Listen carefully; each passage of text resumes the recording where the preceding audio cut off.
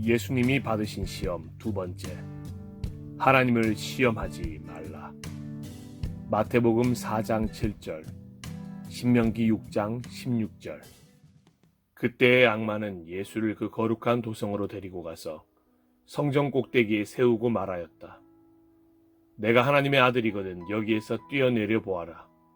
성경에 기록하기를 하나님이 너를 위하여 자기 천사들에게 명하실 것이다.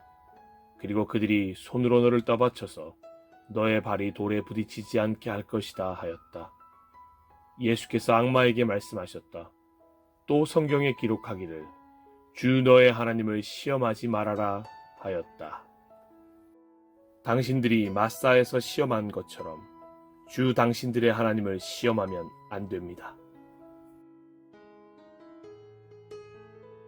코가 납작해진 마귀는 이제 좀 더 과감하고 신박한 방법으로 예수님을 시험하기 시작합니다. 왜냐하면 마귀도 하나님의 말씀을 들고 와서 예수님께 선포하고 있기 때문입니다. 마귀는 생각했을 것입니다. 하나님의 말씀으로 살 것이라고? 좋아. 그럼 나도 말씀을 들고 상대해 주지. 이번에는 어떻게 대답할 건가? 자, 예수여. 이번 시험은 나의 승리다. 마귀는 예수님을 데리고 거룩한 성으로 갔습니다. 여기서 거룩한 성은 예루살렘 성을 의미할 것입니다. 바로 하나님이 계시겠다고 말씀하신 성전으로 예수님을 데리고 갔습니다. 오늘날로 말하면 교회로 데려간 것입니다. 성전 중에서 가장 높은 성전 꼭대기에 마귀와 예수님이 서 있습니다. 마귀는 호기롭게 첫 번째 시험과 동일한 방법으로 이야기합니다. 내가 만일 하나님의 아들이여든 뛰어내리라. 그런데 중요한 것은 왜 하나님의 아들이면 뛰어내려야 하는지 이유를 알려주지 않습니다. 여기에 마귀의 맹점이 있습니다. 마귀의 목적은 무의미한 것입니다. 마귀는 목적 없이 우리의 마음을 흔들려는데 그 목적이 있습니다. 예수님을 성전으로 데리고 가서 하나님의 아들이라면 뛰어내리라고 하는 이 어이없어 보이는 말에 우리는 자주 속아 넘어갈 때가 있습니다. 목적도 없이 우리의 마음을 괴롭게 하는 시험들이 우리 주변에 많이 있습니다. 이상하리만큼 우리는 교회에서 시험에 들 때가 많습니다. 오히려 세상에서보다 교회에서 아주 단순한 시험에 빠질 때가 많이 있습니다. 마귀가 성전으로 데리고 갔다면, 소위 하나님의 집에 왔다면 마귀는 힘을 발휘하지 못해야 합니다. 하지만 예루살렘 성전이 당시에 얼마나 무너져 있었으면 마귀가 거룩한 성을 쉽게 왔다 갔다 하겠습니까? 우리 교회 역시 마찬가지입니다. 우리 교회 안에는 마귀의 계략이 절대 들어오지 못하도록 우리는 깨어 기도해야 할 것입니다. 우리는 서로 사랑의 줄로 매어 마귀가 성전에 들어오는 곳조차 허용되지 않도록, 성전 근처에서 얼씬거리지도 못하도록 말씀의 벽으로 성전을 지켜나가야 합니다. 교회 안에 마귀의 역사가 나타난다면 그것은 누구의 잘못도 아닌 우리 모두의 잘못입니다. 우리가 서로를 미워하게 되고 서로를 의심하게 되고 분열하게 만들고 답답하게 만들고 그런 역사가 일어난다면 지금 마귀가 거룩한 성 꼭대기에서 우리를 괴롭히고 있는 것입니다. 결코 마귀가 우리 성전 꼭대기에 서서 우리를 시험하는 일이 없도록 해야 할 것입니다. 그러기 위해서 우리는 예수님의 말씀에 더욱 귀를 기울여야 합니다. 마귀는 놀랍게도 시편 91편 11절 12절 말씀을 인용하여 예수님을 시험합니다.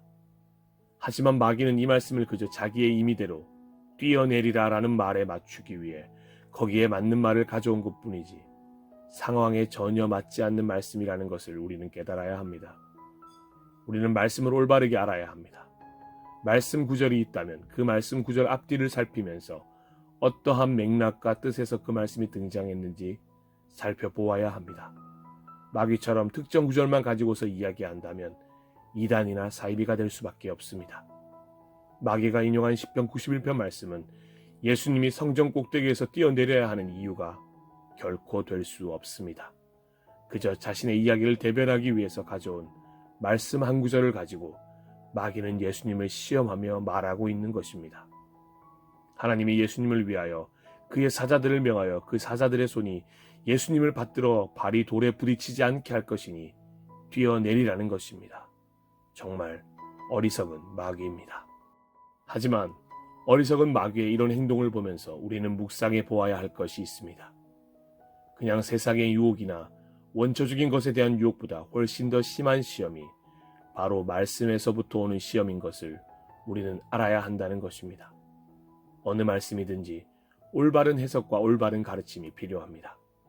아무 성경 구절을 가지고 와서 아무 상황에 접목시키는 마귀의 교묘함을 우리는 주의해야 합니다. 우리가 이단이나 사이비를 조심해야 하는 이유가 무엇입니까? 바로 여기에 있습니다. 말씀을 이용하여 교묘하게 우리를 속입니다.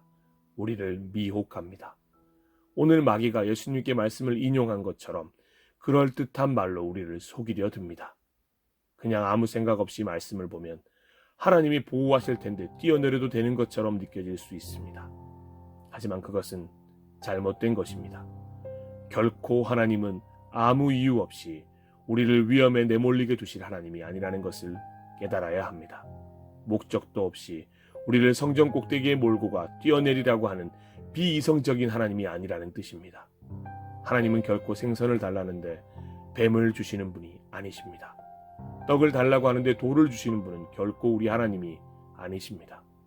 마치 말씀을 가지고 와서 뱀을 주시는 분이 하나님이신 것처럼 돌을 주시는 분이 하나님이신 것처럼 그것도 아무런 이유 없이 목적도 없이 그저 시험하고자 하는 것을 우리는 유의해야 할 것입니다. 이제 예수님의 정답이 이어질 차례입니다. 예수님은 단호하게 말씀하십니다.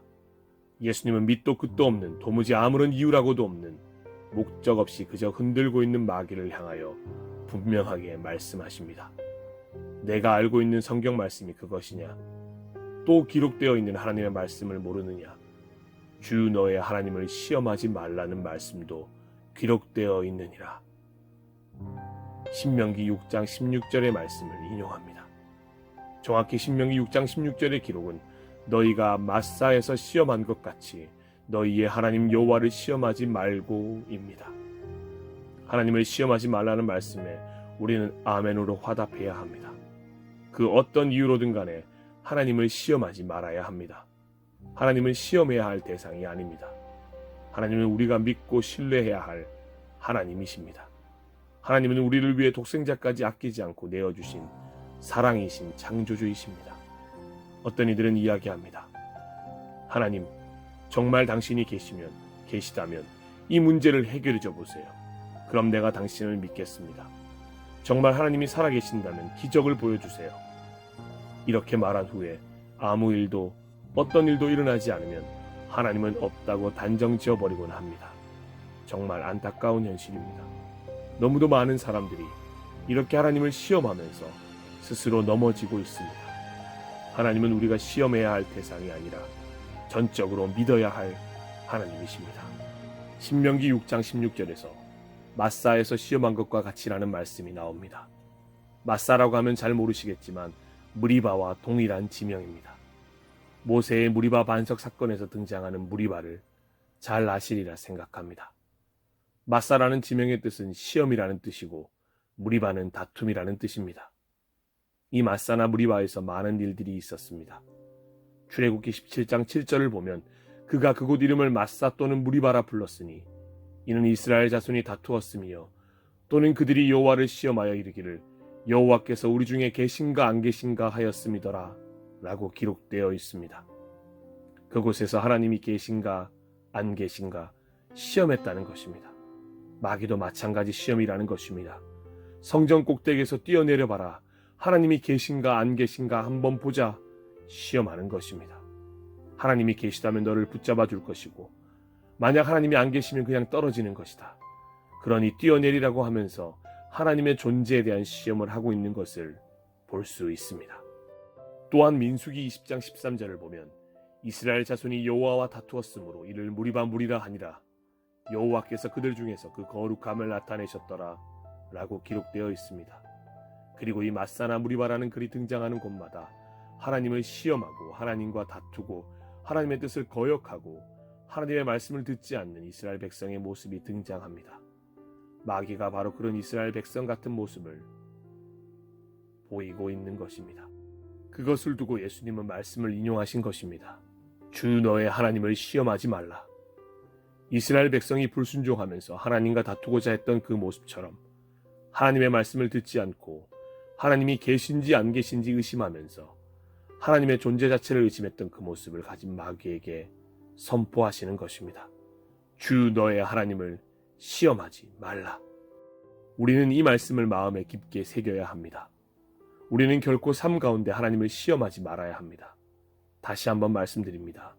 하나님은 결코 시험의 대상이 아니라 믿음의 대상임을 우리는 알아야 합니다.